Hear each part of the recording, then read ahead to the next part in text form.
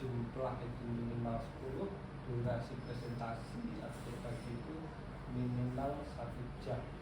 Oleh karena itu, mohon Bapak Ibu berkenan mengikuti acara hingga selesai. Jika ada hal-hal yang memang sekiranya tidak bisa ditinggalkan, juga boleh Bapak izin. Saya berkenan seperti itu. Untuk mempersingkat waktu, kami bacakan susunan acara yang akan berlangsung pada kegiatan hari ini. Yang pertama adalah pengantar yang saya sampaikan sendiri, kemudian pengarahan dari kepala sekolah. Selanjutnya adalah presentasi atau diseminasi tahap 1, berbagi pemahaman dan pengalaman budaya positif yang disampaikan oleh Ibu Nurjana. Selanjutnya setelah 1 jam berikutnya adalah istirahat, coffee break. Setelah coffee break dilanjutkan presentasi kedua, sama berbagi pemahaman dan pengalaman budaya positif yang akan saya sampaikan sendiri. Selanjutnya terakhir adalah penutup dan kita makan siang insyaallah. Bapak Ibu, mengawali kegiatan hari ini, mudah-mudahan kegiatan hari ini dapat berjalan dengan lancar, kita dapat mengambil hikmah, kemudian dapat menjadi salah satu daya dorong kita untuk melakukan perubahan di sekolah kita melalui kelas pembelajaran dengan agenda besar adalah perubahan melalui budaya positif. Mari kita berdoa bersama-sama untuk agama dan keyakinannya masing-masing. Berdoa dipersilakan.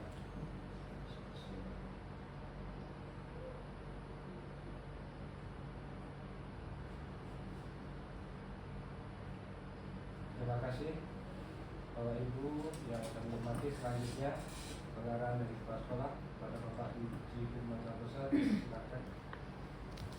Terima kasih Pak Santo. Bismillahirrahmanirrahim. Assalamualaikum warahmatullahi wabarakatuh. Selamat pagi, salam sejahtera, salam dan bahagia. Yang saya hormati Bapak-bapak, Ibu-ibu, wabil khusus CGP Angkatan 10, yaitu Ibu Nurjana SSD dan Bapak Santo MPD. Kemudian dari Wakhumas mewakili manajemen juga sudah hadir, alhamdulillah, Pak Jalaluddin MPD, Pak Budiman SPD, Pak Beralian ST, kemudian ada Pak Meriska ST ya, Pak SPDI ya, ini saya agak kurang familiar sih. Kemudian ada Bu Desika, Bu Suryati, dan Bu Sarina. Terima kasih ya atas inisiasinya untuk melaksanakan diseminasi yang berkaitan dengan budaya positif di modul 14 ya Bu, modul 4 di pendidikan Ibu Gerak. Tentu kita panjatkan puji syukur kehadirat Allah Subhanahu wa Ta'ala. Hari ini kita dapat melaksanakan kegiatan diseminasi yang merupakan aksi nyata yang harus dilaksanakan oleh peserta CGP Angkatan 10. Nah ini sebetulnya juga saya lakukan dulu, hanya konteksnya agak berbeda Pak Santo dan Bu Nurjana. Saya melaksanakan di waktu jadi pembina upacara, jadi memang saya laksanakan di momen tersebut. Nah, tetapi memang inti daripada penyebaran ya diseminasi ini adalah bagaimana kita nanti dapat menggerakkan hal-hal positif ya, hal-hal positif berkaitan dengan upaya untuk mewujudkan visi misi sebagai CGP dan juga visi misi sebagai satuan pendidikan. Kemudian saya apresiasi kepada Pak Santo dan Bu Nurjana yang telah memberikan bahan-bahan ya kajian berkaitan dengan permasalahan-permasalahan yang ada di sekolah kita. Tentu permasalahan kita sama, kita tahu disiplin di sekolah kita dari rapor pendidikan itu cukup rendah ya Pak, sehingga kita harapkan dengan adanya budaya positif nanti ada perubahan meskipun perlahan. Kalau perubahan secara drastis itu akan membuat orang tak nyaman, meskipun sedikit aja perubahan itu tak nyaman, apalagi kalau drastis, terutama dari sisi anak-anak kita. Anak-anak kita di awal tahun ajaran sudah kita laksanakan jam 7 ya, jam 7 mulai masuk, perlahan-lahan kita memperbaiki budaya positif di sekolah, sehingga nanti rapor pendidikan kita akan menjadi lebih baik. Di tahun 2024 nanti di Agustus akan ada asesmen lagi. Nah tentu ini tidak mungkin dilaksanakan tanpa ada dukungan Bapak Ibu semua, Bapak Ibu guru dan teknik. Sehingga dengan adanya CGP ini saya sangat berbahagia nih. Karena bukan karena saya dulu CGP ya Bapak Ibu ya, tapi saya memang sangat senang dengan orang yang mengembangkan diri. Karena prinsipnya kalau kita bertemu dengan orang di luar, saya dulu berteman dengan guru TK Bu, SD, SMP, saya bingung sendiri karena saya SMK satu-satunya. Rasa-rasa awal tak nyambung pendidikan guru penggerak kan, tetapi ternyata yang kita bongkar ini mindset atau paradigma berpikir, bagaimana kita berpihak kepada murid. Nah memang kadang-kadang makan hati ya Bu dengan anak zaman now ya, tapi tidak masalah lah, karena anak kita ini mengalami COVID-19 yang secara etika moral, mungkin etika saja ya, kalau moral ini kan baik buruk ya, kalau etika ini kan antara benar atau salah yang masih perlu kita perdebatkan, yang perlu kita tingkatkan. Anak-anak kita tidak banyak lagi seperti yang dulu ya. Kalau dulu mereka sangat hormat dengan guru, sekarang sepertinya ada penurunan atau dekadensi ya, bagaimana mereka dengan guru yang seharusnya mereka harus minimal hargai. Kalau ketemu di jalan belum tentu ada sapa ya Bu Salina ya. Ini saya selalu itu pengen ada ini dari kita juga menginisiasi. Kadang-kadang anak murid itu karena malu. Saya pernah nanya, kenapa kamu nggak tegur ibu, bapak guru mau Bang, Kak? Supan Pak. Nah, sebenarnya budaya malu itu perlu, tapi ketika kita ramah dengan orang, insya Allah kita mendapatkan respon yang positif, ya kan? Nah, tentu dengan budaya positif nanti Pak Samto dan Bu Duryana, kami sangat mengharapkan ya masukan yang konstruktif untuk yang sekolah kita ini, apa saja kira-kira yang perlu diperbaiki atau yang sudah baik untuk dikembangkan. Karena budaya positif refleksi ya Bu ya, tantangan kita tentu ada, perasaan kita selama ini mungkin ada yang perlu kita perhatikan. Anak-anak kita merasa nyaman tidak dengan cara kita mengajar, cara kita memperlakukan mereka dan sebagainya. Dan juga sebaliknya, mereka juga anak-anak kita harus biasakan terbuka pikirannya. Nah supaya terbuka Bapak Ibu, memang perlu adanya komunikasi yang efektif. Apa itu komunikasi efektif? Bapak Ibu tentu sudah belajar di beberapa pertemuan kita di IHT, kemudian di platform Merdeka Mengajar.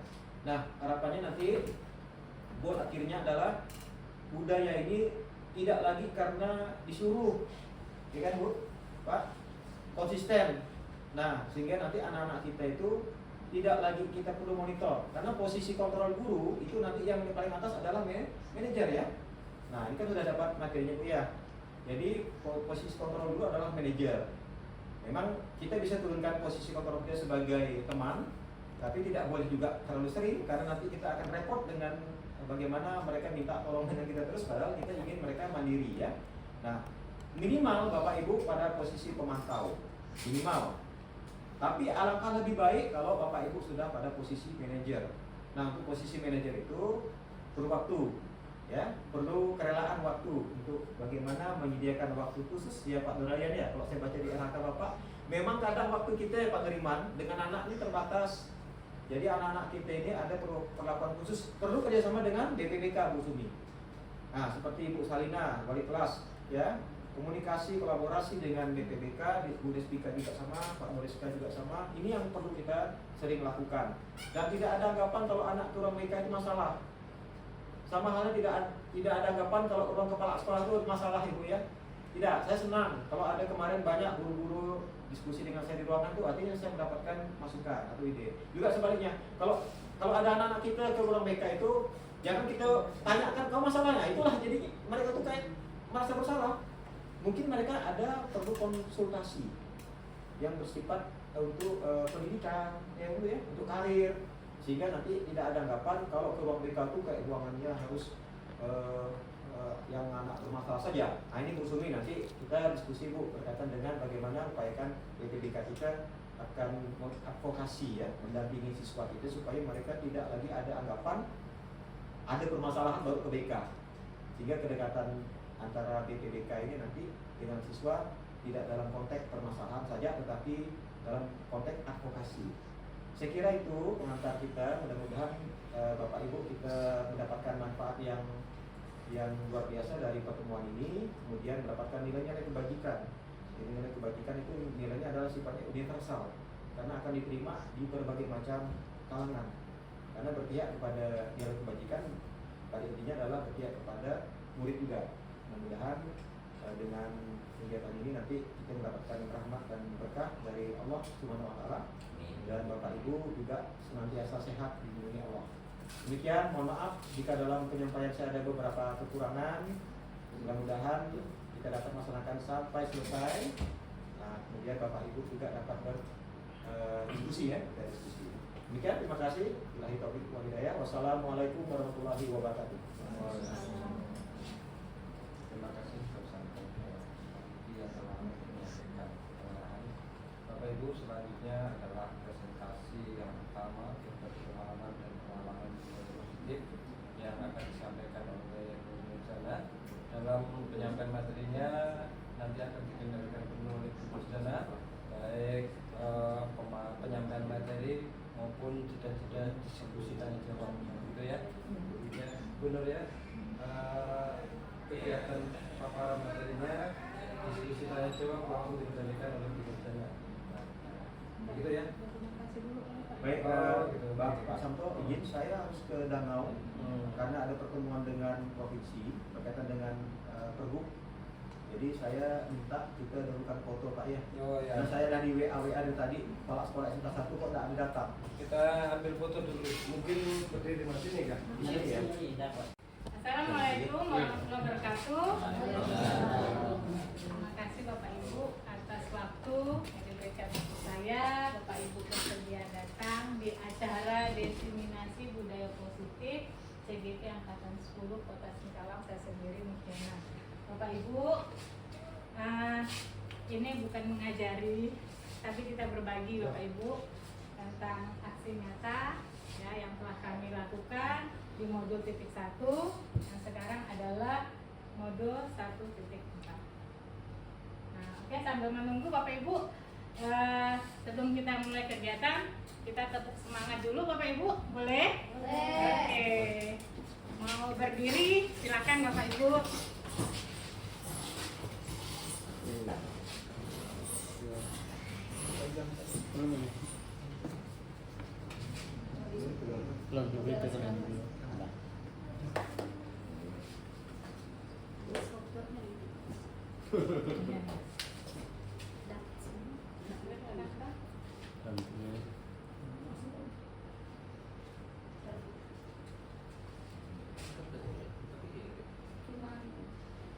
Ulangi ya supaya anak sekolah. Oke, Nah, kita belajar. ulangi dulu, kita tes dulu ya Tes Bapak dulu, Ibu Tadi ya. nak sekali doang, semari kan ndak anu goyang-goyang. Nah, Kalau oke. mun bu goyang kan oke.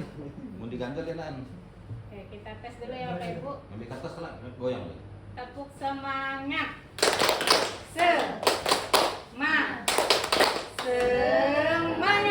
Ulangi boleh Kak? Ulangi. Boleh, biar lebih semangat. Ya Pak Nuriman senyum, Pak Nuriman. Oke. Oke. Pak Reja juga ya Pak Reja. Oke. 1, 2, 3. Tepuk semangat. Semangat.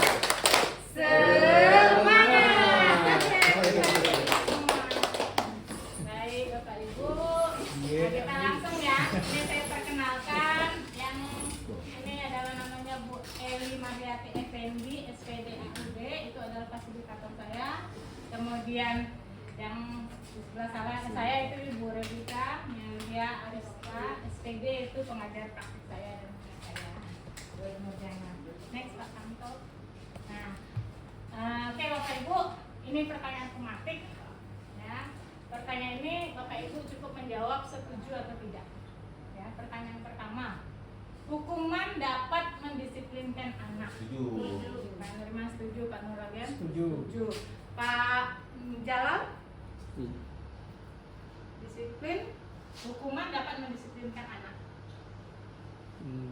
Tidak setuju. Tidak setuju. Pak Nuriska, Tidak setuju. Bu Sumi, Tidak. Bu Deswika, Tidak. Bu Salina, Tidak setuju. Pak Reja, Tidak setuju. Pak Santo, Sama. sama Siska. Tidak setuju. Tidak setuju. Oke, lanjut yang kedua. Pemberian hukuman dengan hal positif seperti membaca atau membersihkan WC sekolah dapat meningkatkan disiplin anak. Setuju. Setuju? Pak Nur, Setuju. Pak Tidak setuju. Pak Santo, Kurang setuju. Pak Jalal, Tidak setuju. Setuju. Pak Ibu Sumi. Tidak setuju karena mereka melakukan secara paksa itu. Tidak setuju. Tidak setuju. Oke. Yang ketiga, memberikan penghargaan dapat meningkatkan motivasi belajar anak. Yang setuju angkat tangan, yang tidak setuju. Setuju. Setuju. Berarti rata-rata setuju ya, penghargaan. Guru yang keempat, guru harus mampu memberikan solusi untuk setiap murid yang bermasalah. Yang setuju angkat tangan. Setuju. Setuju. Yang kelima, guru berperan sebagai teman yang baik bagi murid. Setuju. Setuju ya, berarti yang kelima ini setuju. Nah Bapak Ibu, ini adalah pertanyaan tematik. Ini kita kembalikan sama diri kita sendiri. Bisakah kita melakukannya? Ya, oke lanjut Pak Santo. Alasannya Boleh Bapak nanya Ibu. sedikit, Bu? Oh ya silakan Pak. Kalau menurut Ibu nomor 1 jawabannya setuju nggak, Bu? Itu ya. Hukuman dapat mendisiplinkan anak. Kalau selama ini saya lakukan iya Pak. Tapi setelah saya belajar ternyata hukuman itu tidak mendisiplinkan anak. Iya kan? Nah, Salah jawaban kita. itu menurut saya Pak. Karena lanjut Hukumannya next, Pak apa dulu? Nah, sekarang kita lanjut ke filosofi pendidikan Ki Hajar Dewantara. Pendidikan adalah turunan bagi seluruh kekuatan kodrat yang ada pada anak-anak agar mereka sebagai manusia dan sebagai anggota masyarakat agar dapat mencapai keselamatan dan kebahagiaan yang setinggi-tingginya. Next, Pak Santo. Kita masuk ke budaya positif. Budaya positif merupakan nilai-nilai positif atau keyakinan universal atau kebajikan yang diterapkan di sekolah. Budaya positif diyakini mampu menciptakan dan mengembangkan nilai-nilai positif yang dimiliki murid dan akan menciptakan pribadi-pribadi yang berkualitas dan berkarakter baik sesuai dengan profil pelajar Pancasila. Next, Pak Santo. Ini materi yang akan kita pelajari, yang telah kami pelajari Bapak Ibu. Kami berbagi perubahan paradigma belajar, disiplin positif, motivasi perilaku manusia, kebutuhan dasar manusia, restitusi 5 posisi kontrol, keyakinan kelas dan segitiga restitusi. Lanjut Pak Santo. Oke Bapak Ibu, kita lagi berdua ya. Bu Salina, Bu Tika, Saya tak ada kawan. sama Pak ini boleh, sama Pak Nuriska. Nanti Pak Jalal dengan Siska, Pak Nuriman sama Pak Samsul. Oke. Anda dan teman Anda akan melakukan kegiatan coba buka. Anda adalah A. Tugas Anda adalah mengepalkan salah satu tangan Anda. Coba Anda bayangkan bahwa Anda menyimpan sesuatu yang sangat berharga di kepala tangan Anda. Di dalam kepala Anda perlu menjaga benda tersebut sekuat tenaga karena begitu pentingnya untuk kehidupan Anda. Tugas rekan Anda B adalah mencoba dengan segala cara untuk membuka kepalan tangan Anda. Teman Anda B boleh membujuk, menghardik, mengintimidasi, memarahi, menggoda, menggelitik, bahkan menawari Anda uang agar Anda segera membuka kepala Anda. Paham Bapak Ibu? Paham. Itu kepala salah satu, bayangkan ada sesuatu yang sangat berharga di kepalanya. Apa Jadi teman kita di sebelah itu boleh berusaha membuka. Tulisnya dibuka ambil apa? Nah, oke? Ya? Oke? Boleh dilakukan. 1, 2, 3. Ini sebenarnya kan enggak. Sebenarnya yang kerja. Ya, silakan. Silakan Pak Dias,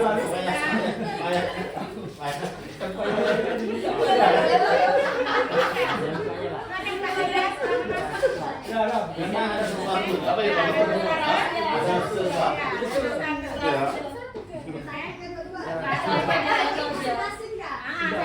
Satu aja. Suruh apa itu? Dua, kalau tujuh banyak. Ah. Oke. Satu aja tangan. Kepala Ya, salah dua. Nah, Tadi. oke. Next, Pak Samto, kita lanjut. Bapak Ibu ada pertanyaannya nih Bapak Ibu. Nah, pertanyaannya. Yang pertama, apakah Anda atau B membuka kepalan tangan Anda? Tidak. Buka. Buka. Yang buka ada tidak ya.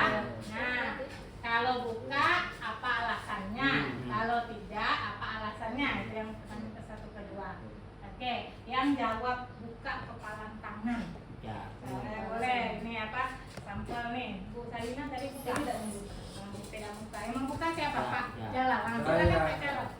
Buka karena tadi kita udah kenal kawan yang simpan Nah, jadi ada ndak tega rasanya. Oke, Kenal, masalah kenal kan? Ada lagi yang membuka kepala? Saya Pak Samto. kalah tenaga saya. Oh, ya. Oke, ada lagi yang buka kepala? Pak Nuralian. Nah, buka kepala. Apa alasan Bapak buka kepala? Enggak, karena tadi di dalam kepalanya Ada sesuatu. ada sesuatu sehingga dipertahankan. Oh, jadi di kepala itu ya. Oke, jadi yang mengepal karena merasa ada sesuatu yang sangat berharga, jadi tidak boleh sampai orang tahu, sampai dia berselingkuh. Ya. Ya, kalau yang dibuka tadi Pak Jalal karena teman tadi ya. Nah, kalau Pak Santo karena kalah kekuatan. Oke. Next, lanjut. Kita suka-suka aja ya Bapak Ibu ya. Oke, materi pertama perubahan paradigma belajar. Ya, pembelajaran dengan paradigma baru. Pembelajaran dengan paradigma baru dirancang berdasarkan prinsip pembelajaran yang terintegrasi sehingga setiap murid belajar sesuai dengan kebutuhan dari tahap perkembangan untuk mewujudkan profil belajar Pancasila. Ada 6 elemen. Next. Contoh, silakan. Nah, ini menurut ahli ya, Dr. William Glasser tentang kontrol teori meluruskan beberapa miskonsepsi tentang makna kontrol. Ini ada 4 Bapak Ibu bisa dibaca. Ilusi guru mengontrol murid, ilusi bahwa semua penguatan positif efektif dan bermanfaat. Kemudian ilusi bahwa kritik dan membuat orang merasa bersalah dapat menguatkan karakter. Yang keempat, ilusi bahwa orang dewasa memiliki hak untuk memaksa. Ini menurut beliau. Setuju tidak setuju kita kembalikan ke saya, Ibu ya. Lanjut. Oke, ini paradigma stimulus respon pada pendekatan teori kontrol. Stimulus respon ini teori kontrol seperti ini. Bisa dilihat ya Bapak Ibu ya. Realitas itu kebutuhan kita semua, stimulus kontrol, kemudian teori kontrol. Kebutuhan kita berbeda. Ya, kalau tadi stimulus itu sama, kalau itu berbeda. Stimulus respon semua orang melihat hal yang sama. Kalau teori kontrol gambaran berbeda. Kemudian kita mencoba mengubah orang agar berpandangan sama dengan kita. Kemudian teori kontrol kita berusaha memahami pandangan orang lain tentang dunia. Kemudian perilaku buruk dilihat sebagai suatu kesalahan, tapi teori kontrol mengatakan semua perilaku memiliki tujuan. Kemudian stimulus respon, orang lain bisa mengontrol kita. Teori kontrol, hanya Anda yang bisa mengontrol diri Anda. Oke, selanjutnya saya bisa mengontrol orang lain. Teori kontrol, Anda tidak bisa mengontrol orang lain. Kemudian stimulus respon, pemaksaan ada pada saat bujukan gagal. Teori kontrol, kolaborasi dan konsekuensi menciptakan pilihan-pilihan baru. Kemudian stimulus respon, model berpikir menang kalah. Teori kontrol, model berpikir menang. Next. Nah, ini disiplin positif yang kedua. Disiplin positif merupakan salah satu cara menerapkan disiplin yang bertujuan untuk menumbuhkan karakter serta memberdayakan murid untuk melakukan suatu tindakan dengan sogokan, ancaman maupun hukuman. Ya, lanjut. Pak Santo. Nah, yang ketiga materinya motivasi perilaku manusia. Motivasi merupakan dorongan yang timbul dari seseorang secara sadar atau tidak sadar untuk melakukan suatu tindakan dengan tujuan tertentu. Ada 3. Kita berada di mana? Silahkan dipahami. Menghindari tindak ketidaknyamanan hukuman, menghindari diri dan menjadikan orang yang mereka inginkan, mendapat imbalan atau penghargaan dari orang lain. Kita sebagai guru bisa berlaku di mana? Kita kembalikan ke kita.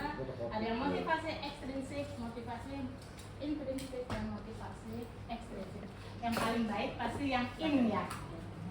Tapi kadang kita juga berada di motivasi ekstrim, tergantung ya, kondisi. Next, Pak Santo. Nah, sekarang yang keempat, kebutuhan dasar manusia: bertahan hidup, kebebasan, kasih sayang dan rasa diterima, penghargaan, kesenangan. Jadi kebutuhan kita sebagai manusia baik guru, siswa, dan orang lain. Lanjut Pak Santo. Konsep disiplin dengan identitas gagal, hukuman atau penghargaan. Hukuman itu menyebabkan tidak nyaman, murid tersakiti, murid membenci guru atau peraturan, murid menyembunyikan kesalahan, murid pasif atau agresif. Penghargaan tidak efektif. Kenapa kita kasih hadiah? Bagi rapor itu ada tidak efektif. Kedua, merusak hubungan, rasa iri, kemudian mematikan kreativitas, menghukum dengan sistem ranking, merampas hak menghargai diri. Itu hukuman. Dan tapi kembali lagi ke kita ya Bapak Ibu. Kalau itu menurut kita baik, di penghargaan silakan. Next Pak Santo. Nah ini kebalikannya, konsep disiplin dengan identitas sukses, konsekuensi dan restitusi. Konsekuensi penguatan jangka pendek, perlu monitoring berkelanjutan, murid menghormati peraturan, stimulus respon, kehilangan waktu untuk merenung kesalahan. Yang terbaik itu adalah restitusi, penguatan untuk jangka panjang secara terus menerus, murid belajar bertanggung jawab atas perilakunya, murid menghormati diri dan orang lain, kemudian fokus pada pemecahan masalah. Next Pak Santo. Kemudian masih konsep disiplin, pendekatan restitusi yaitu suatu upaya menanamkan disiplin positif pada murid. Pengertian restitusi yaitu proses menciptakan kondisi bagi murid untuk memperbaiki kesalahan mereka sehingga mereka bisa kembali pada kelompok mereka dengan karakter yang lebih kuat menurut Ekson 2004. Ciri restitusi, belajar dari kesalahan bukan menebus kesalahan, memperbaiki hubungan, tawaran bukan paksaan, menuntut melihat ke dalam diri, mencari kebutuhan dasar yang menjadi tindakan, kemudian fokus pada karakter dan solusi bukan tindakan penguatan. Next, contoh. Perbedaan. Nah, ini saya ambil kasus murid tidak fokus dalam mengikuti pelajaran. Sering ya Bapak Ibu ya, murid yang tidur, murid yang main HP, ngobrol dan sebagainya. Ini ada 3, hukuman, konsekuensi dan restitusi. Kalau hukuman biasa kita guru menghukum murid membersihkan WC saat istirahat, kemudian guru marah dan membuat murid takut. Ini biasa kita juga lakukan ya. Nggak ada Pak. Iya, refleks. Mereka ya Pak ya. Kemudian konsekuensi, guru memberikan konsekuensi menulis perjanjian tidak mengulangi sebanyak 50 kali. Dulu di SD itu satu buku. Kemudian guru tegas dan murid menghormati. Restitusi, guru menanyakan keyakinan kelas atau dirinya dan membantu menyelesaikan masalah. Kemudian guru terbuka dan murid menghormati diri dan orang lain. Tapi sampai di sini kita masih belajar ya Bapak Ibu, kita berusaha. Lanjut next Pak Santo. Nah sekarang 5 posisi kontrol restitusi yang harus kita miliki sebagai guru sebenarnya. Yang pertama, yang tidak boleh menghukum. Patuhi peraturan, lalu keluar dari kelas. Seperti kata-kata kita kalau udah jengkel, kemudian pembuat merasa bersalah. Ibu sudah berulang kali memberitahu, ibu kecewa dengan sikap kamu. Biasa anak-anak kalau kita udah ngomong kayak gitu kan, masa gimana? Kemudian sebagai teman, ayolah fokus, saatnya untuk ibu bangga dengan kalian. Kali ini tidak apa-apa. Kemudian pemantau, kamu sudah melakukan kesalahan apa konsekuensinya. Kemudian manajer, paling tinggi, apakah kamu tahu kesalahan kamu? Kira-kira bagaimana kamu akan memperbaikinya? Nah, 5 posisi ini mungkin Bapak Ibu merasa berada di mana, itu Bapak Ibu sendiri yang tahu. Ya, yang paling tinggi manajer. Kalau saya pernah melakukan yang pertama, yang kedua, yang ketiga, yang keempat. Yang manajer kadang masih belajar.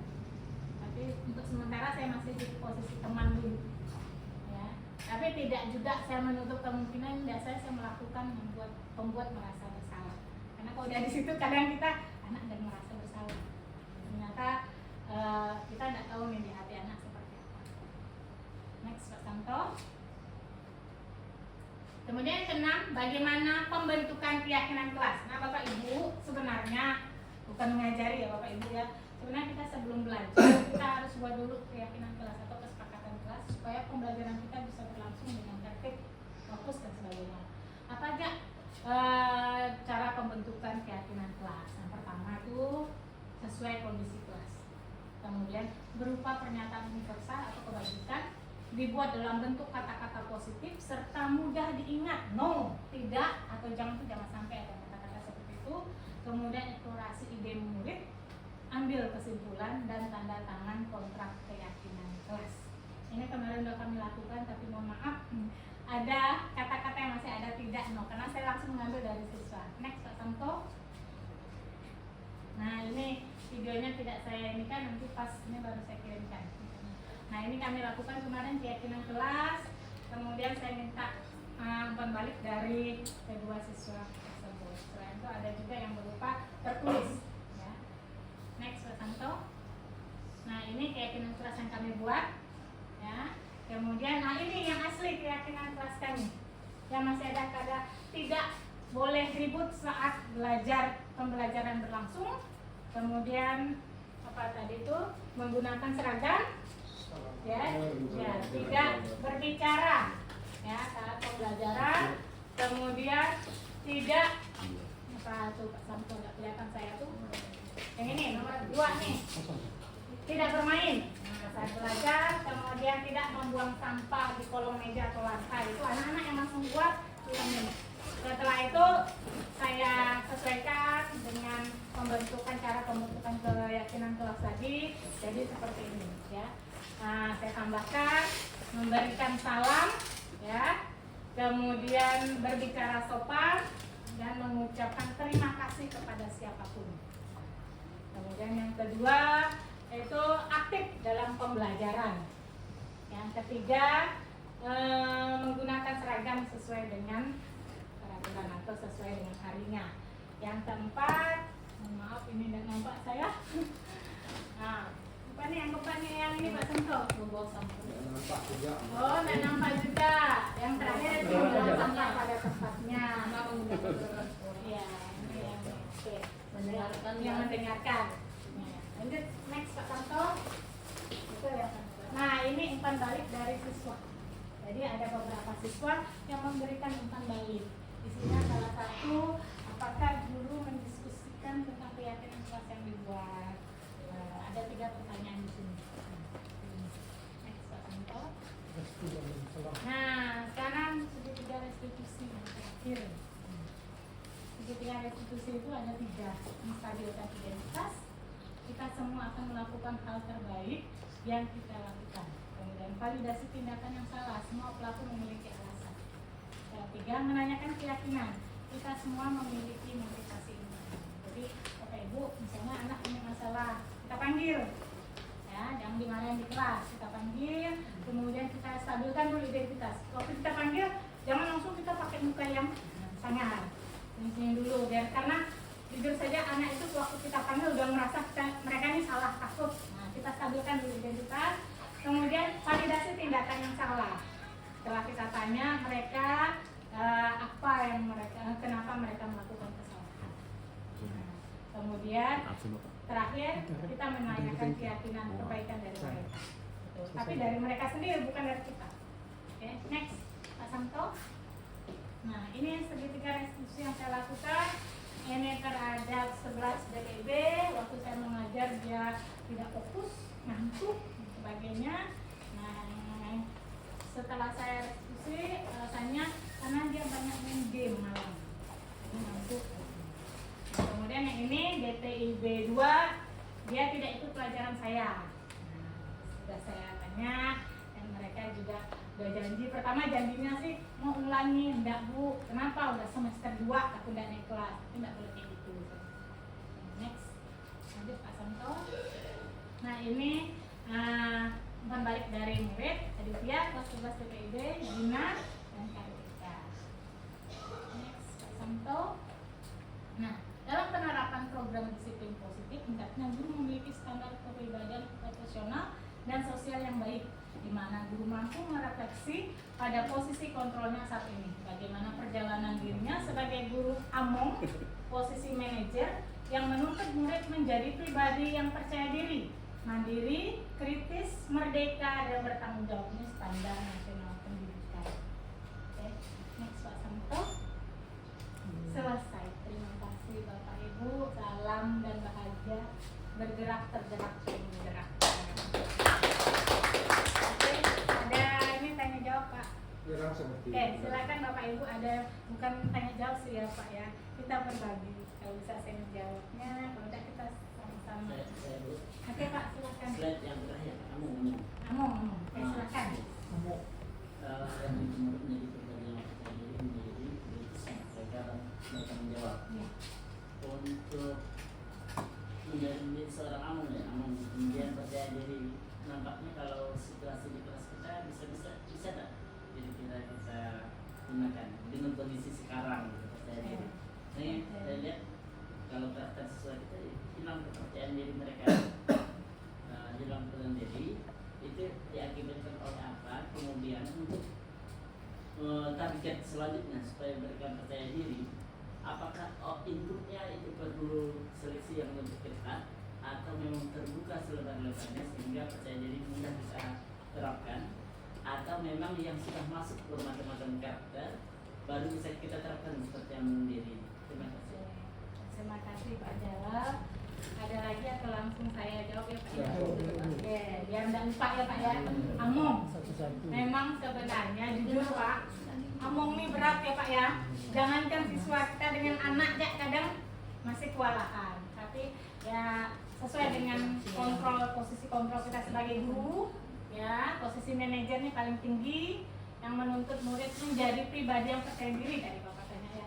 Memang Pak, siswa kita ini awalnya kan memang input kita kan menerima seluas-luasnya karena kita tidak boleh ini. Jadi anak kita memang saya lihat jangankan anak siswa sendiri, anak saya aja yang rasanya masih tidak percaya diri, mau diantar ke dokter pun mak, antarkan mak, nah dan sebagainya. Nah mungkin kita sebagai guru lebih memberikan motivasi ya dengan kata-kata lucu, kamu bisa dan akan bisa. Kalaupun kamu melakukan kesalahan, ulangi dan perbaiki yang lebih baik. Tetap kita kasih motivasi Pak, walaupun itu sangat lama. Percaya diri itu sangat lama. Jangankan siswa kita aja, kayak tadi mau tampil saya udah dingin dulu. Nah, apalagi siswa, apalagi input kita ini kan dari berbagai hal. Jadi cara kita among yang mungkin kalau kita ibu ya pendekatan sebagai seorang ibu, karena kalau misal bapak ya bapak kan menurut saya lebih kita motivasi mereka pasti bisa dan harus bisa. Kalau bapak ibu yang lain itu menurut saya pendapat saya. Pak Nuriman sisi among percaya diri Ya Pak. sama Bu, berat banget. Memang berat. Dan mau kita harus siap ya. Nah, Pak Nuralian, lewat. Pak Andreas, among percaya diri Pak, biar anak percaya diri. Dibuat sampai ya. Buat santai. Oke, Pak Suhardi. Ya lanjut Pak. Lanjut. Pak Noriska. Lanjut ya. Bu Sumi. Gimana? Memberikan contoh biasanya. Teladannya begitu. Gimana contohnya? Contohnya seperti apa ya katanya ya? Kan Pak, seandainya kan ya, biasanya kalau ada anak yang datang terlambat, otomatis gurunya harus datang lebih awal. Oh, jadi Itu kan, Bu, ya? contohnya bisa. Jadi anak percaya diri ya. Iya. Terlambat juga. Jadi, Ya saya tambah sih kita ikut Maksudnya bangsi. ini Jadi bangsi pun memang ada murid baru ada guru kan? Nggak ada murid, nggak ada guru. biasanya kan kalau sekolah-sekolah yang kita lihat, berarti bukan di sini ya, Ya. sekolah sebelumnya. Bisa ada istilahnya guru yang bergerak, guru yang memang siswa datang, tapi bukan kita. Saya tidak tahu dia faktornya seperti apa, karena saya baru Pak. Jadi saya mau belajar juga di sini. Rasanya memang. Bu Siska ada ya. Itu betul. Iya, benar menurut Bu Sumi. Teladan. Betul. Sebenarnya dulu pernah Pak, waktu saya SD itu guru berdiri depan kelas. Nah. Kita baris kan? Ya. Nah, enggak di SD waktu di SMP pun gitu Pak. Hmm. Sebelum masuk kelas, Ya. guru berdiri, siswanya baris. Itu mungkin salah satu. Tapi kalau saya kan siswa kan ramai duduk kan di meja kan. Iya. Begitu bisa datang dia lari Bu. Berarti jadi ditoladan juga ya Pak ya. Oke. Nah, itu bisa jadi juga Pak. Ada 2 faktor Pak. teladan atau anak takut. Nah, ini bapak udah datang nih, gitu kan ya. Ya Pak Samsul ada mau tambahkan, percaya diri. Itu Pak Reza, Pak Jalal gimana tanggapan kami? Ya, kalau kita percaya diri dulu, karena Ya. diri bertanggung jawab kan masih ada ini kena ke satu jurusan atau seluruh muridnya Bu? Seluruh murid Pak. Murid. Seluruh murid. Kejadian yang kalau melompat pagar misalnya bertanggung jawab dan mandiri, kira-kira Oh, solusinya apa? dia bisa jadi atlet panjat pagar kali ya. Ya, memang Pak, kita dilema di sini. Mungkin tadi kita cara pendekatan kita kali dengan siswa atau mungkin dari awalnya kita kan mau PBB ya. Nah, kita buat bukan peraturan sekali Pak ya. Kesepakatan secara bersama. Awalnya kan peraturan, kemudian kita buat kesepakatan akhirnya keyakinan. Tapi memang bertahap Pak. Karena di luar pun kadang orang udah bilang sekolah kita nih gini, tapi saya lihat sekarang udah mulai pelan-pelan anak-anak tuh udah mulai berubah walaupun memang ada anak. Jadi jangan menyerah Pak, kita tetap berjuang bersama-sama untuk anak. Semangat Pak ya, seperti tepuk semangat kita tadi ya. Oke, bergerak ya. Oke, lanjut ada lagi Pak? Atau Bapak Ibu yang lain? Ada? Tidak ada? Oke, kalau tidak ada boleh kita ceknya Pak sebentar. Itu ada. 9.24. Masih ada waktu nih Bapak Ibu? Ada waktu. Masih ada waktu. Silakan Bapak Ibu, ada lagi mau ditanyakan? Slide selanjutnya di 5 posisi kontrol coba tadi Pak Samsul. Nah, Bapak Ibu di bukan Pak 5 posisi kontrol di bawah nih Pak. Nah, di sini Pak, Bapak Ibu. Penghukum, membuat rasa bersalah, teman, pemantau, dan manajer. Manajer tingkat yang paling tinggi yang tadi yang Pak Jalal tanyakan, amung. Kita kembali ke diri kita masing-masing. Apakah kita berada di posisi yang mana? Penghukum itu yang harus kita hindari sebenarnya. Pembuat rasa bersalah, kemudian teman, pemantau, manajer.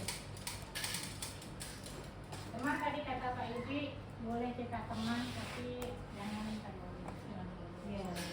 Tapi kalau untuk sementara saya memang di posisi ini Bapak Ibu, belajar pelan-pelan, mantau, manajer mungkin pelan-pelan. Tapi pada dasarnya kita harus menuntut ke manajer. Kalau Bu Salina, menurut Ibu sekarang Ibu posisinya gimana nih? Manajer. Manajer Pak ya. Silakan. Manajer Hukum. saya yang kedua. Yang ini yang saya Membuat merasa bersalah. ya teman, pemantau juga pernah, manajer juga pernah. Berarti kita itu pernah. Saya sih merasa 5-5-nya pernah juga ya. Udah sikat. Pernah, tapi belum tahapnya. Ini sih Bu, lebih ke ini teman, terus ini pemantau juga pernah. Ini juga pernah Bu, pembuat rasa bersalah. Ya. Sumi. 5-5 pernah. Oh, 5-5-nya pernah ya. Ya benar Bu, 5-5 kita pernah pasti ya. Menyesuaikan dengan kondisi biasanya. Jadi kita perlu ngukum. Iya, benar. Pak, betul, tapi kan ada kadang waktunya Pak. Ya, makanya tadi saya setuju tadi Ya. menggunakan disiplin. Karena awalnya memang harus kita bertindakan sehingga mereka nanti lambat laun kan takut dihukum kan artinya mereka patuh itu. Mungkin sembilan tadi 31 setuju. Setuju ya, menghukum disiplinkan. Iya. Oke. Pak Nuriska, Mantap. pemantau. Hanya pemantau saja Pak tahun ini. Ayo. Nah, Itu dia. Pak Suwardi, Keseluruhan dulu, tapi masalahnya coba memberikan contoh penghukuman itu bagaimana kalau anak kita ini kan kasusnya kan bermacam-macam. Salah satu ya contoh ya tugas lah ya, tugas kalau dia melaksanakan tidak melaksanakan tugas, hukuman untuk layak itu berkat apa sih? kalau ini iya. contohnya Pak ya, dengan kata-kata tapi peraturan lalu keluar dari kelas ternyata kita mengeluarkan siswa dari kelas itu tidak baik Pak. Kalau anak tidak mengerjakan tugas ya kita beri lagi dia tugas, mungkin waktunya kita tambah Ya, Pak. kalau keseringan tidak melaksanakan tugasnya itu sering kan? Kita kolaborasi Pak, kita apakah salah Bu kalau kita ngasihkan nilai? Batas minim. Iya, Kak. Contoh ini. Kalau contoh cara menghukum anak-anak kita itu. Nilai, Ya, menjatuhi nilai gitu. menjatuhkan nilai. Kita merdeka, Pak. Ya, boleh Bapak menjatuhkan nilai tapi punya alasan. Tapi jangan sampai dengan Bapak menjatuhkan nilai, anak tuh jadi down. Lebih baik Bapak kasih dia semangat, ya. Nilai kamu tetap kerjakan tugas. Saat ini Bapak kasih nilai kamu minim, karena kalau Bapak ngasih kamu lebih dari teman-temanmu atau setara kan tidak ada. Kita beri pengertian, pemahaman. Boleh kita kasih, karena kita merdeka nih, nggak mungkin lah anak yang kerjakan tugas kita ngasih nilai sama Pak. Iyalah. Kita kasih pemahaman. Anak juga tahu Bu merdeka, merdeka tugas kan? Merdeka terus bahasa kita lakukan itu, tapi tetap itu mereka sampai akhir tahun kan? Ya, itu mungkin. Ya mau nggak mau lah. Ya. Ancamannya itu. Mengganti merdeka. Ya, gimana Bapak kurikulum kali bisa nih, anak yang sering tak kerjakan tugas nih Pak. Tugas nih. Saya coba, ini kan berdasarkan pengalaman juga ya. Nah, kita kalau berbicara pasti berdasarkan pengalaman yang kita lakukan. Kalau sistem Among ini, sepengetahuan saya juga ya, sistem Among ini kan mendidik siswa dengan kasih sayang. Ya. Nah, kemudian tanpa menggunakan paksaan atau kekerasan. Intinya di situ dulu. Nah, kita posisi kita sebenarnya di situ dulu. Untuk terkait dengan pertanyaan-pertanyaan Pak Soehardi tadi, itulah pentingnya tadi keyakinan kelas Pak. Mungkin Pak Soehardi terlambat masuk tadi. Ya, betul. Nah, ada keyakinan kelas, salah satunya kita buat kesepakatan kelas Pak. Jadi di awal sebelum kita memulai setiap pembelajaran suatu kelas, kita buat kesepakatan kelas. Seperti yang Ibu berjalan sampaikan tadi udah bagus tuh Bu. Saya sudah melaksanakannya Bu, cuman belum saya dokumenkan ya. Gitu. Nah, gitu. Boleh Pak, jadi nyata. Iya, jadi saya selalu membuat kesepakatan kelas di awal yang poin-poinnya ada, termasuk risiko yang akan siswa dapati kalau melanggar kesepakatan itu. Termasuk risiko yang akan didapat dari kesepakatan itu. Cuman saya jujur Bu, saya tidak pernah menghukum anak, tidak pernah. Saya tidak pernah menghukum anak seperti berdiri, angkat jewer kuping, angkat kaki sebelah, itu tidak pernah. Nah, tidak pernah saya lakukan. Jadi memang selama ini pelanggaran yang paling sering siswa lakukan di kesepakatan kelas adalah terlambat masuk kelas. Itu ya. Itu hampir setiap siswa yang melanggar kesepakatan kelas pasti di situ. Dia sering terlambat. Kita buat kesepakatan misalnya kalau di jadwal jam 8 kita buat kesepakatan kelas, toleransinya 15 menit, Tepat waktu. 8.15. Lewat 8.15 kalian tidak boleh masuk. Jadi saya sepertinya biasanya seperti itu. Jadi anak udah tahu, begitu dia tahu jam 8.15 dia nggak akan ngaco Bu ke kelas Bu. Dia akan hilang sendiri di kelas, tidak ada. Ya, jadi seperti itu. Tetapi dia minggu depan dia kan tahu, kita buat kesepakatan kalau absensi kurang dari 80%, kamu pasti nggak tuntas, nggak naik kelas. Nah, jadi minggu depannya aja bakal kita berusaha untuk masuk. Nah, jadi kalau ditanya apa hukuman yang pernah saya berikan, saya tidak pernah kasih hukuman. Cuman resiko. Pak Reza nih. Jadi kita jadi teladan ya Pak. Cuma resikonya anak nanti mungkin di akhir semester itu. Nah, dia akan persentasenya yang di bawah 80%. Anda kemungkinan tidak akan itu. Untuk tugas, selama saya kasih tugas, anak tetap mengumpulkan. Alhamdulillah, kalau tugas-tugas anak-anak tetap mengumpulkan. Jadi mungkin itu saya dapat berbagi Bapak Ibu ya. Mungkin yang lain-lain punya pengalaman masing-masing ya. Oke, silakan Pak. Kalau memang kesepakatan kelas itu sering juga busnya. Awal-awal memang saya seperti itu. Macam pelajaran saya lah, terutama menggambar ya. Awal-awal masuk, dan mereka belum tahu, memang mereka nggak bawa alat gambar, misalkan, nah, mulai minggu depan kamu siapkan, ya kan? Selanjutnya minggu depannya lagi udah mulai, masih ada yang belum. Selanjutnya lagi, kalau memang kamu nggak menyiapkan untuk pelajaran gambar, kamu nggak usah ikut aja, saya bilang begitu kan?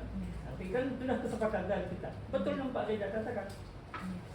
Mereka yang merasa tidak bawa pengaruh tidak mau masuk. tapi ketahuan Bu. Iya. Jadi gimana gitu? Jadi artinya pun saya pun jadi sulit gitu. Masuk sekali, berikutnya dah tidak bawa lagi. Dia merasa tidak bawa, tidak mau masuk gitu. Dah tahu dia kan. Yang jelas kalau dari dalam kan melaksanakan tugas tidak menggambar, tidak ada penggaris. Kan saya tanya, kemana penggarismu? Kesepakatan saya seperti itu. Ya kalau istilahnya saya menghukum, tidak juga sih. Nah, cuman mereka tidak melaksanakan tugasnya, tidak membuat gambarnya. Jadi saya harus gimana? Dalam penilaian saya, tapi kan sulit saya. Itu yang jadi masalah buat saya. Akhirnya bukan apa artinya aturan-aturan penilaian seperti Mr. Pak Gede bilang absen 80%. Kita terapkan pun tidak jalan. Itu masalahnya yang agak rumit lah buat saya. Artinya bukan sulitnya bagi saya harus saya hukum apa, misalkan seperti itu ada pikiran saya macam itu, bukan tadi macam menghukum gitu ya. Bukan saya tidak lakukan, pernah saya lakukan gitu kan. Nah, saya mau nilai berapa, itu lagi saya pikirkan. Banyak hal-hal seperti artinya yang sehingga kita selaku guru ini bukan malah nyaman, malah jadi susah gitu. Susah jelas. Harus gimana gitu. Kalau main asal-asal sih oke-oke aja sih, gampang aja urusannya. Gitu aja. Terima kasih Pak Nurul ya. Ada yang lain, Bapak Ibu? Jadi Pak Reza, kesepakatan ya Pak ya. Saya tambahkan lagi Bu. Oh boleh, silakan Pak. Pak Reza betul, sangat betul. Saya ada kesepakatan kelas juga. Awal-awal masuk itu pernah punya program. Masuk tepat waktu jam, betul kita kan masuknya jam pertama sampai jam 6. Ya. Jam pertama kan kasih waktu tuh pertama 15 menit. Kasusnya itu kalau nggak salah ada sekitar 8 orang, kasusnya itu antara di bawah 15. Pada minggu berikutnya itu bertambah dalam 18. Jadi kita nambah dari kesepakatan awal 15 jadi 18. 3 kali berturut-turut terlambat pada dari 18 tidak terkenankan anak masuk kelas. Oke itu mereka. Awal-awal bagus tuh Bu, awal bagus dan berjalan sekian lama, lupa itu. Pun kita setiap saat kita absen, mulai absen, tetap kita tegaskan. Intinya kan masalah itu Pak akhir kan, masalah akhir itu daftar akhir tahun pasti nilainya yang bermasalah. Apakah yang saya sama, apakah benar, apakah salah? Hukuman mereka itu bersifat menjatuhkan nilai gitu. Yang saya tanya itu apakah benar gitu, anggapan itu bagaimana? Pengalaman gitu selama ini saya begitu, mungkin teman-teman juga tuh. Akhir pasti nilai yang kamu jatuh nanti. Awal udah dikasih kesepakatan mereka itu. Tidak, kalau saya pribadi tidak pernah menghukum fisik, benar terus terang. Kalau nyapu sih oke lah. Kalau dulu zaman nebas kaplik oke lah. Ini kan tidak ada sama sekali. Ya, iya ada hubungan. Fisik memang tidak pernah hukuman fisik. Kalian bersih-bersih bengkel lah gitu. Bahas sedikit dulu. Oh, boleh, silakan. Tadi yang saya sebutkan ada 5, 1, 2, 3, 4, 5 yang pernah saya lakukan. Untuk posisi penghukum itu bukan memang mata pelajaran kan. Itu artinya kemarin itu BK kan dihadapkan dengan satu sebagai membantu siswa, satu hal dimintakan untuk menertibkan siswa. Sebenarnya BK itu tidak dimasukkan di situ untuk menertibkan siswa. Tetapi aturan yang berlaku di sekolah ini menunjuknya awalnya seperti itu. Setelah ditemukan dibentuk tim PPK, jadi kami sudah tidak lagi menguruskan itu. Jadi sudah terpilah dan merasa lebih leluasa untuk melakukan bimbingan, bantuan pada siswa yang sifatnya tidak menghukum. Tapi secara pribadi saya merasakan pernah menghukum siswa. Waktu seandainya dulu Bapak ya, siswa sering terlambat dengan berapa kali laporan dari depan. Siswa sering terlambat langsung diarahkan ke desa. Kami ini kebingungan karena tidak ada yang namanya hukuman atau aturan yang berlaku untuk ini anak yang terlambat ini mau diapakan. Jadi itulah yang membuat saya bilang saya pernah menghukum, berarti bukan hukuman yang sifatnya mengeluarkan anak dari kelas, bukan itu yang saya maksud. Kalau ini emang saya tidak pernah mengeluarkan anak. Tapi tadi hukuman yang saya maksud adalah sebagai penegak untuk penertiban siswa di sekolah. Tapi setelah PPK udah aman alhamdulillah. Jadi kami bisa lebih profesional sebagai BK.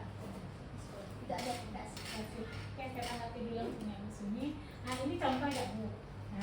Nah, patuhi peraturan lalu keluar dari kelas itu contoh saja misalnya ya kata-kata Bu.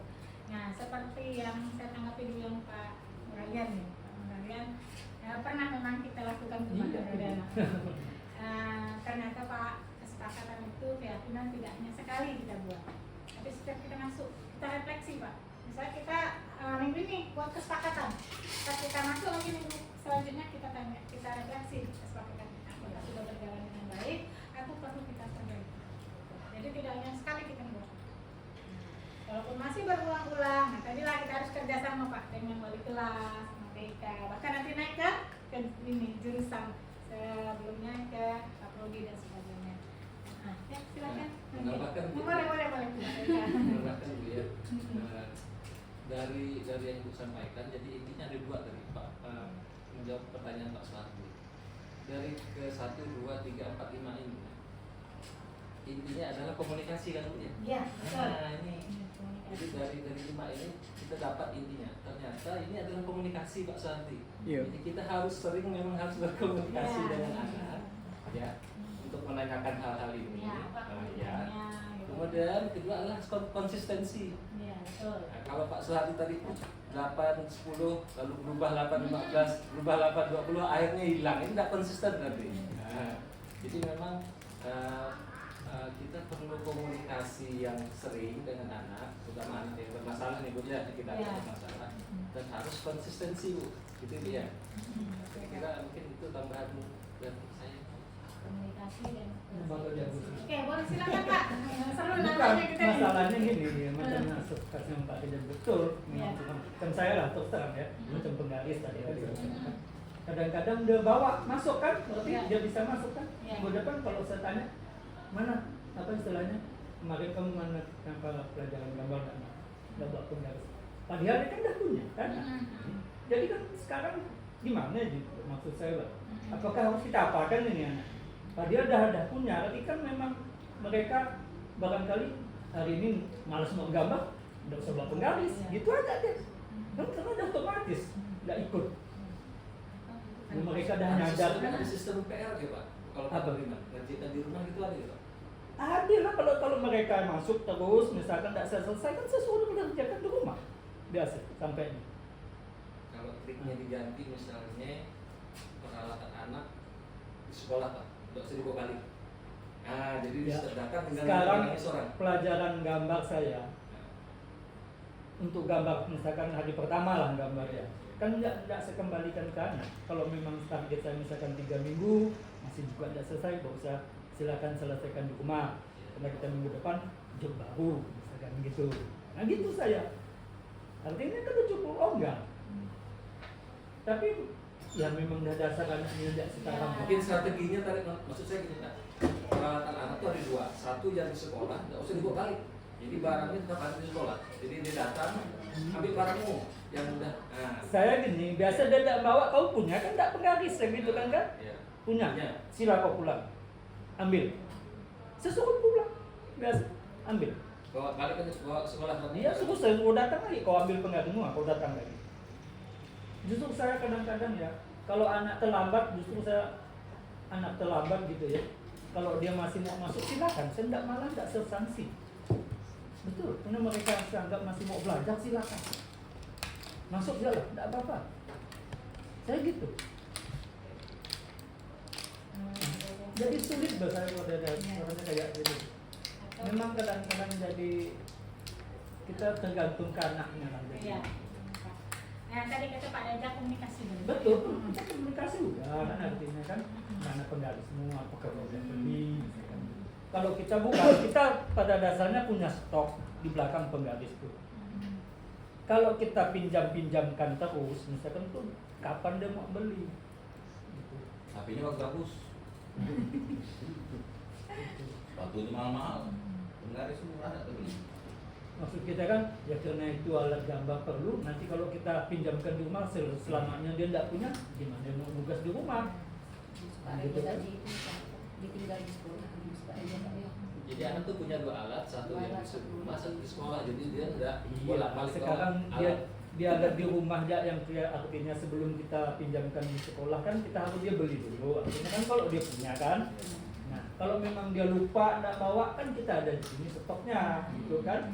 Kita pinjamkan alat sekolah gitu. Tapi mereka kan dah tahu tadi kena sepakatan awal nggak mau membawa penggaris. Jadi nggak masuk kan gitu. Nah, itu yang dipakainya. Kadang tuh boleh buka Bukan restitusi. nanti. Segitiga. Gimana? Nah, Susah. itu sih. Kita lihat nih. Nah. 3 cara restitusinya di sini Pak. Nah, itu dilema kita ya Pak sebagai guru. Mungkin selama ini kita kadang menuduh siswa tuh langsung ke kelas. Nah, akan lebih baik coba kita panggil. Walaupun kita tidak tahu nih Pak berhasil atau tidak, tapi kita mencoba. Kita lakukan 3 hal ini Pak, menstabilkan dulu identitasnya. Jadi anak menghadap kita jangan dengan rasa takut, ya, tapi dengan mereka senang, ya, tahu dia punya salah, tapi mereka mau memperbaiki. Nah, stabilkan dulu identitasnya. Misalnya di ruangan kita, nah, silakan masuk Siska. Nah, duduk dulu Siska, gimana nih kabarnya? Gitu itulah bahasa kita kali ya, kasih sayang kita. Kemudian kita minta dia bercerita sebelum kita bertanya cerita. Tadi kan waktu pelajaran Bapak, kamu tak bos penggaris Siska. Coba ceritakan apa masalahmu. Seperti itulah dia bercerita. Nah, kemudian kita tanggapi dan kita selipkan satu kata Bapak Ibu. Jangan menghujat anak itu salah, kita kembalikan kita. Siska, ibu pun pernah lupa, pernah salah. Jadi anaknya itu merasa dia ini salah, tapi tidak merasa dia yang sendiri yang salah. Seperti itu kali ya, stabilitas identitas. Kemudian validasi tindakan yang salah. Nah, semua pelaku melakukan punya alasan. Jadi dia sedang bercerita, dia mengakui, Pak maaf Pak, tadi saya tidak bawa penggaris karena saya tuh buru-buru dan sebagainya. Tuh. Nah, kemudian dia udah ini menceritakan alasan dia kenapa dia tidak bawa penggaris. Kemudian kita kembalikan lagi karena kita punya keyakinan kelas tadi. Nah, kita selipkan nih keyakinan kelas, misalnya setiap pelajaran Bapak kamu harus bawa penggaris. Kalau nggak bawa penggaris, nah resikonya kamu tidak bisa ikut di sini. Nanti dia akan kembali. Oh, karena keyakinan kelas seperti itu, saya kedepannya tidak akan mengulangi lagi. Nah, tapi saya yakin Pak, pelan-pelan mereka akan. Kalau pertama Pak. Lama Dan sih Pak. sampai dah 1 tahun ini yang Oh. macam kedaki. Nah, sebentar dulu. Ya silakan Pak. Nah, gimana? Kan berarti Saya anaknya. mengamati apa yang dimunculkan di sini. Ya, Pak. Itu ada yang ada tapi tidak ada. Oh gitu. Hmm. Tampak tapi tidak tampak ya Pak ya. Iya. Silakan. Nah, Pak. dalam arti kata begini, yang ada tapi tidak ada, contoh begini, ada tapi tidak ada. Kita ini kan sekolah SMK, sekolah menengah kejuruan. Ya, Pak. Jadi udah saya amati beberapa siswa mengatakan, saya gali, saya tidak perlu panjang-panjang, cuma saya gali, intinya begini, dia masuk di jurusan itu tidak sesuai dengan keinginannya. Nah, kenapa? Karena waktu tes, waktu penjaringan penerimaan murid baru, mereka nilainya tidak memenuhi syarat untuk di jurusan yang ingin dimasuki. Padahal dia hobi, senang. Nah, saya pikir ini kesalahan dalam suatu penjaringan penerimaan murid baru. Kesalahannya begini. Anak itu pada saat penjaringan kan dari tingkat SMP kan, tingkat SMP. Jadi mungkin nilainya itu jatuh. Misalkan nilai dipersyaratkan untuk masuk SMK ini, nilainya itu jatuh. Enggak, sebenarnya tidak ada korelasi nilai yang di SMP itu dengan yang akan didapat di sekolah SMK itu mungkin boleh dikatakan memang ada korelasi, tetapi kalau nilainya jatuh, mungkin pada saat dia masuk di jurusan yang ingin ditempatinya, mungkin nilainya jatuh tadi menjadi tinggi. Kenapa saya katakan demikian? Saya merasakan sendiri, Bu. Saya dulu paling benci namanya pelajaran matematika. Terus terang, saya sampai tidak naik SD, saya tidak suka pelajaran matematika. Setelah saya SMP, saya alhamdulillah dikasih ilham mungkin dalam pikiran saya. Kenapa? Saya monolog, jadi bertanya sendiri, jawab sendiri. Kenapa saya tidak suka matematika? Saya tidak ada jawabannya, tidak ada jawaban dari diri saya. Sehingga pada saat itu pas kelas 2 SMP, saya langsung apa namanya, langsung mendatangi guru matematika. Saya bicarakan masalah saya bicarakan kelemahan saya. Pak, ini maaf, Bapak jangan tersinggung. Saya bilang, saya ingin meningkatkan prestasi saya di pelajaran matematika. Kenapa saya, Pak, paling nggak suka pelajaran matematika? Bukan dengan gurunya sih. Hanya bikin kamu nggak suka apa? Saya pikir nggak penting, Pak, untuk apa itu matematika? Nah, kebetulan gurunya hebat. Dikasih pandangan ke saya.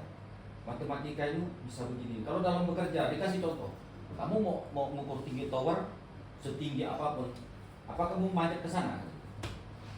Oh, bisa diukur Pak tingginya, tidak perlu manjat. Bisa katanya. Dibuatnya sistem geometri begini.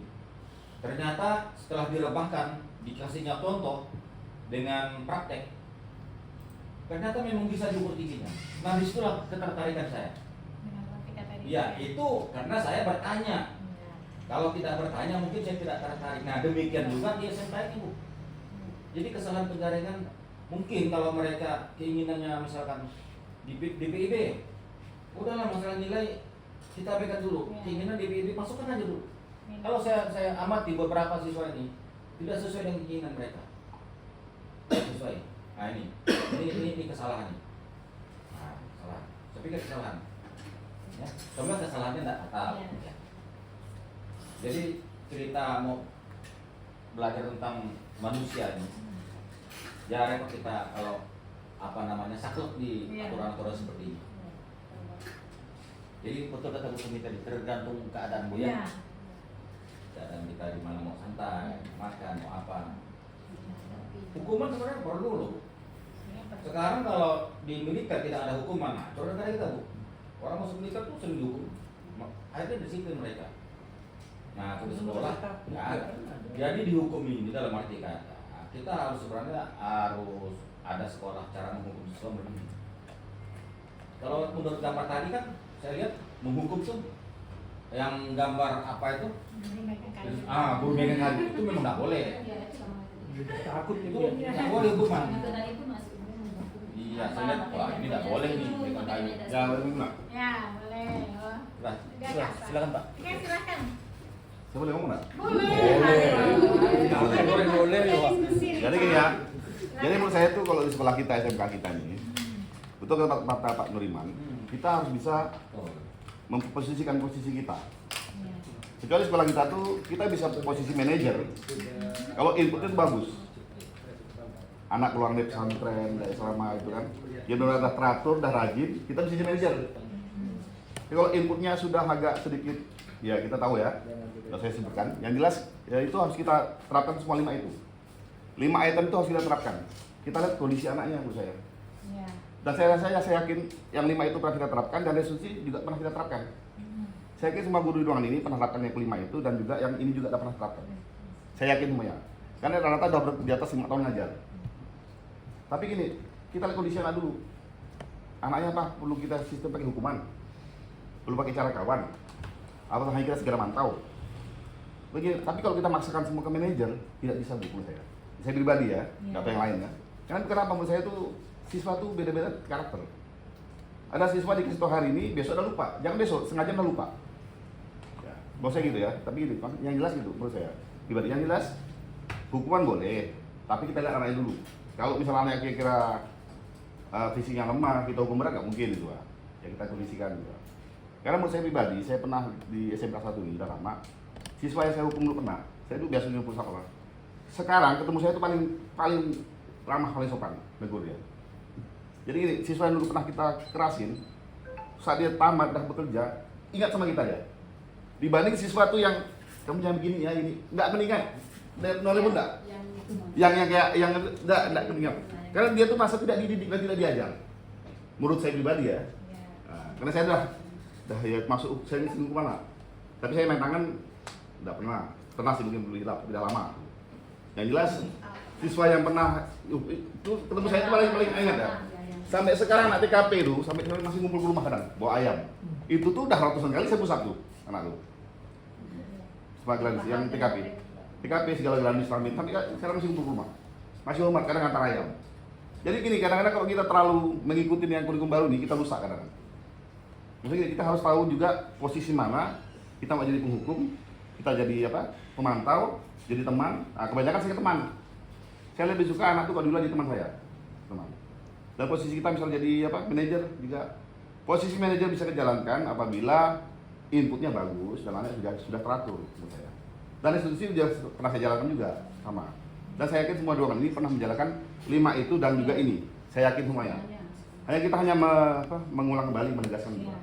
Tapi ini hanya opini saya ya. Saya tidak membenarkan menyatakan itu. Jadi jelas itu. Cukuplah gitu. Terima kasih saya. Terima kasih Pak Anjas, Ya. terima kasih Bapak Ibu. Nah. Masukannya memang benar ya Pak, Bapak Ibu ya. Nah. Kita kan tergantung dari sekolah kita Nah. juga, bakat minat anak, Nah. kemudian kondisi ya di sekolah ataupun di keluarganya. Kita harus pahami. Tapi memang tadi kita yang Pak Reza sampaikan, memang kita sebagai umum tadi Pak, kasih sayang. Ya. Walaupun Teman. memang kita orangnya tegas, tapi dalam Teman satu biasanya. ya, Yang dulu yang ketiga, teman. Saya tuh lebih senang di posisi teman. Ya, teman. Ya, Yang tapi dulu kita lebih walaupun teman. kita perlu juga memantau, perlu juga memang penghukum. Ya. Ya Bapak bilang 5 itu mesti kita jalankan ya. Ya, penghukum itu pernah saya alami. Pengalaman saya waktu saya SD, Ibu, saya dihukum. Kelas 3 SD saya tak bisa baca. Guru IPA gitu yang hukum saya dari jam berapa waktu itu ya? Jam 8. Ya selesainya jam 10. Saya disuruh berdiri. Ya, karena tak bisa baca, saya disuruh baca. Saya enggak, karena masih meja, saya baca pelan-pelan. Tapi dalam hati saya harus seperti ibu ini. Alhamdulillah 10 tahun saya pernah menjadi guru IPA. Nah, mungkin itulah ya, mungkin kita kan enggak ini juga ya. Tapi yang kata Pak Andreas tuh bisa jadi juga anak itu merasa itu hukuman itu mendidik Pak, tapi bisa jadi juga anak itu merasa Ya, kita paham, tergantung ya. kondisi. Ya, kondisi anak. Makanya 5 itu bisa kita tetapkan Ya. tergantung kondisi anak itu ya, menurut saya. Betul, ya, tapi memang harapan pemerintah kita tuh sebagai Ya, manajer. tapi kan, harapannya, ya, ya, betul. kita sesuaikan dengan kondisi kita Ya. di lapangan. Betul. Kalau benar-benar kondisi anak seperti ini kita jadi manajer semua, saya rasa mungkin sekolah kita kacau. Iya. Itu saya pribadi ya, saya pribadi ya. Iya. Hanya gini-gini nih ya. Ujung di kelas cuma 2-3 orang nih. Iya. Betul juga kata Pak Nuriman tadi, input kita ya Pak Eja ya, tapi kita juga tidak bisa gimana ya, berbuat ya Pak ya, karena pemerintah kan tidak boleh. Karena saya ngomongkan di jurusan, gimana kita di jurusan tuh menerima siswa pakai nyaring gitu, kasih soal atau apa, tapi kan kita nanti menanyakan. Nah, jadi kan kita udah punya aturan, atau nanti boleh dibicarakan kan Pak Nuralian PPDB nih ya. Nanti gimana nih kalau yang Pak Nur baru? Kalau offline bisa Bu seleksi. Nah, Kalau itu offline. seleksi ya. Kalau online itu memang nggak bisa. Nggak bisa. Nah, zonasi, masih dan sebagainya. Ada banyak aturan kayak gitu. Nah, itulah tadi kita sebagai guru memang mau ekstra sabar. Yang dari institusi ini kan cenderung ke teman ini sebenarnya. Iya. Jadi dari situ cenderung ke teman. Jadi menurut saya tuh ya kita lebih ke temanan sebagai anak. Kita setelah itu kita marah boleh, tapi kita jangan dendam. Kita marah sama anak ini, jangan kita dendam. Maksud kita besok tahun depan kau tak naik, nilainya tak boleh. Iya, Betul. iya. Maksud kita boleh marah, ya udah. Saya kalau marah sama anak, marah dia bisa hukum. Saya besok tak tahu gurau dia. Jadi kita tuh jangan emosi sama anak. Boleh kita marah sama anak. Kamu gini, tapi jangan kita maki, Iya. ya. Jangan kita bilang maki bodoh, maki yang macam-macam. Oh ya jangan kita maki, menurut saya. Kamu tidak ada orang bodoh, hanya orang kurang belajar. Kamu kurang belajar gitu kan? Atau malas gitu. Jadi kalau kita maki-makian seperti itu tuh tidak bagus untuk anak, mental anak. Jadi anak tuh benci sama kita. Maksudnya supaya apa? Saya biasa ngumpul anak, pusat biasa. Jalan jongkok ya pernah di lapangan tuh. Tapi anak saya hukum tuh sekarang hukum saya tuh luar biasa sopannya itu. Tapi tidak boleh kita memaki. Tidak boleh kita membenci anak. Kalau kita benci anak, kita simpan mati. Susah, karena kita pun sakit juga. Kalau kita benci orang, kita menjadi sakit juga. Belum itu yang kita benci pikiran kita itu. Ini kalau saya pribadi ya, pribadi saya berbagi ya. Ini gini, maksudnya itu kita ngukum, tapi ngukum saya pernah juga ngukum dulu anak. Saya hukum sambil bergurau. Anak pusat sekali saya hukum. Mereka tidak satu pun marah. Sambil ketawa-tawa, berburu-buru mereka. Maksudnya gini, tapi setelah itu, anak itu akhirnya masa, ternyata bapaknya hukum hanya sebagai untuk latihan fisik aja gitu, Pak. Bukan sebagai hukuman untuk gitu. Maksudnya gini, kita marah ke anak itu, jangan kita simpan ke hati, supaya kita tuh, anak itu bisa berubah juga. Ya kita saran Tuhan, semoga anak itu bisa berubah gitu. Kita doakan saja anak itu. Yang jelas, karena memang, kalau namanya kita dimarahin, apalagi kita memaki, kita tuh di depan orang ramai, kita tersinggung ya. Mau kita sesama guru atau gimana, yang tersinggung kita. Yang jelas supaya apa? Supaya anak tuh tidak tertanam dalam pikirannya, saya benci orang ini. Itu saya pribadi ya, saya pribadi seperti itu. Kenapa? Karena setelah saya amati bertahun-tahun, yang saya selama di STM ini, yang saya kerasin, yang penting satu, jangan kita pernah kita maki, kita apa, dan kebetulan ya gimana ya, istilah itu, karena kalau kita maki anak itu, yang kita bikin dia jatuh cara mental ngomong, kadang lebih sakit kena maki-maki, tersimpan dalam hati, daripada ditampar menurut saya. Kadang-kadang ada anak yang simpan di hati itu. Kalau cuma ditampar, di push up, tapi kalau tidak simpan di hati, besok udah biasa. Mau orang militer kayak gitu, antara bawah dengan atasan.